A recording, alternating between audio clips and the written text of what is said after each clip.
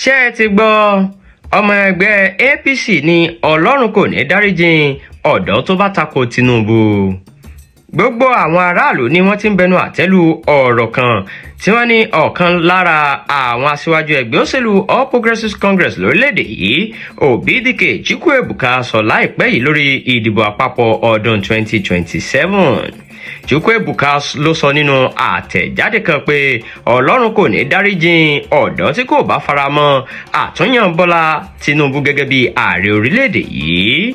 Ọkùnrin yìí ṣàlàyé pé Tinubu tún ìrètí àwọn ọ̀dọ́ orílẹ̀-èdè yìí ṣe nípasẹ̀ yíyàn wọ́n sí onírúurú ipò, àwọn ètò tó mú àyípadà rere bá wọn, ìpèsè iṣẹ́ lọ́pọ̀ yanturu àti ìdàgbàsókè lápapọ̀ lónírúurú ọ̀nà. Ó kìlọ̀ fáwọn ọ̀dọ́ láti má ṣiṣẹ́ tako èròǹgbà ààrẹ Tinubu. Ó ní irú wà bẹ́ẹ̀ léwu nínú ẹ̀mí. Obidike fi kún ọ̀rọ̀ rẹ̀ pé ààrẹ Tinubu ti ṣe takuntakun fáwọn ọ̀dọ́ orílẹ̀-èdè yìí ju àwọn adarí tí a ti ní sẹ́yìn lọ. Ó sì yẹ káwọn ọ̀dọ́ san oore mánigbàgbé yìí fún nítorí ọ̀tá ìlọsíwájú ni ẹnikẹ́ni tó bá ṣiṣẹ́ lòdì sí i. Ṣùgbọ́n ojú ọ̀tọ̀ọ̀tọ̀ làwọn aráàlú fi wo ọ̀rọ̀ ọkùnrin yìí.